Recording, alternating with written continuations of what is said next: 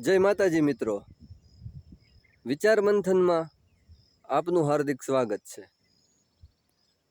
વિચાર મંથનનો આજનો વિષય છે સતત વહેતા રહેવું, તેનું નામ જીવન।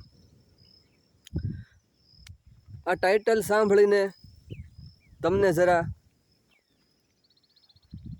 એવું લાગ્યું હશે કે આપણા જીવનમાં એવું તો શું હોય છે કે જે વહેતું રાખવા જેવું છે।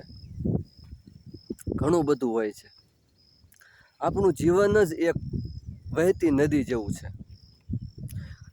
વિવિધ સંજોગોમાંથી પસાર થવાનું, સુખ અને દુઃખ, લાભ અને હાનિ, આવા ઘણા બધા સંજોગો હોય આપણા જીવનમાં। આપણે બસ તેમાંથી પસાર થઈને આગળ વધવાનું છે। સફળતા મળે, નિષ્ફળતા મળે, ક્યારેક નિષ્ફળતાઓ એટલી બધી હોય કે આપણે નાસીપાસ થઈ જતા હોઈએ, તેમ છતાં પણ આપણે જીવનમાં આગળ વધતા રહેવાનું છે।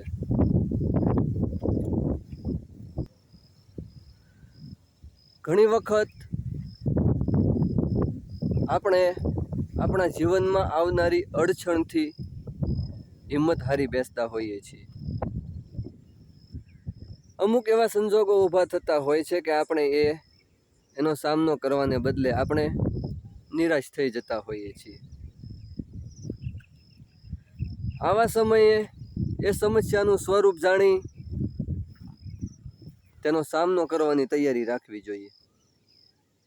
કોઈ સમસ્યા આપણા અસ્તિત્વ કરતાં મોટી હોતી નથી, મારું એમ માનવું છે। આપણા જીવનમાં એ સમસ્યા ત્યારે જ આવી હોય કે ઈશ્વરે ત્યારે જ મોકલી હોય કે આપણામાં એટલું સામર્થ્ય હોય કે આપણે તેનો ઉકેલ લાવી શકતા હોઈએ। અન્યથા ઈશ્વર આપણે આવડી મોટી સમસ્યા આપણા જીવનમાં મોકલે નહીં, જેને આપણે બહુ મોટું સ્વરૂપ આપી દીધું હોય કે આપણે બહુ મોટી સમસ્યા માની બેઠા હોઈએ। મિત્રો, જીવનમાં વિવિધ સંજોગોમાંથી પસાર થતાં કોઈ એવો વળાંક આવે કે જે આપણા માટે આપણને અંતિમ પડાવ લાગતો હોય, જીવનનો છેવટનો છેડો લાગતો હોય, તો એ વાત ભૂલ ભરેલી છે। ત્યાં અટકશો નહીં। નિરાશાના વાદળો ઘેરાઈ ગયા હોય, વારે વારે નિષ્ફળતાઓ મળતી હોય, ટીકા ટિપ્પણીઓનો મારો, ટીકા ટિપ્પણીઓનો આપણી ઉપર વરસાદ શરૂ હોય, લોકો બસ આપણી સારી બાબતો ધ્યાનમાં લેવાને બદલે આપણી નબળી બાબતો ધ્યાનમાં લઈને આપણી ઉપર ટીકા ટિપ્પણીઓની ઝડી વરસાવતા હોય, ત્યારે શું કહે છે લોકો એ વાત ભૂલી જઈને આપણે આપણા કાર્યોમાં લાગી જવું જોઈએ। બસ મને લાગે છે કે જીવનનો આ જ એકમાત્ર વિકલ્પ છે। સતત પ્રયત્ન કરતા રહેવું, સતત વહેતા રહેવું। જીવનમાં ક્યારે શું થશે કે જીવનમાં ક્યારે કયા પ્રકારની સમસ્યા, મુશ્કેલી કે સંકટ આવશે એ હું કે તમે જાણતા નથી, પરંતુ આપણી સૂઝ સમજ અને શક્તિ પ્રમાણે જે તે સમસ્યા સામે લડીને જીવન વ્યતીત કરવાનું છે।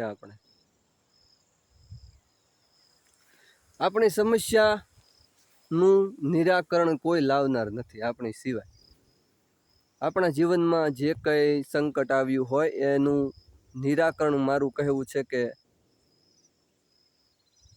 આપણા અસ્તિત્વને કંઈક વધારે મજબૂત બનાવવા માટે જ આવતું હશે, અને એના આધારે આપણે આગળ વધવું જોઈએ। જે પ્રકારની સમસ્યા આવી હોય તે તો આજના આ વિડીયો મારફત કે આ વિષય મારફત મારું કહેવાનું એટલું જ કે મિત્રો, જીવનમાં નિરાશ ન થાવ, હતાશ ન થાવ, નાસીપાસ ન થાવ। મારા ઘણા મિત્રો એવા હોય છે, એવા ઘણા છે જેઓ પોતાના જીવનમાં નાની સી મુશ્કેલી આવે અને હેરાન થઈ જતા હોય છે, મૂંઝાઈ જતા હોય છે, શું કરું શું નહીં, ગડમથલમાં શું કરવું એને કોઈ પ્રકારનો ખ્યાલ રહેતો નથી। કંઈ જ નહીં કરવાનું. આપણી શક્તિ અને ક્ષમતા પ્રમાણે જીવનમાં આવનારી સંજોગોમાંથી પસાર થવાની મહેનત કરવાની. બસ આવેલું સંકટ પણ પસાર થઈ જશે, આવેલું એ દુઃખ પણ જતું રહેશે.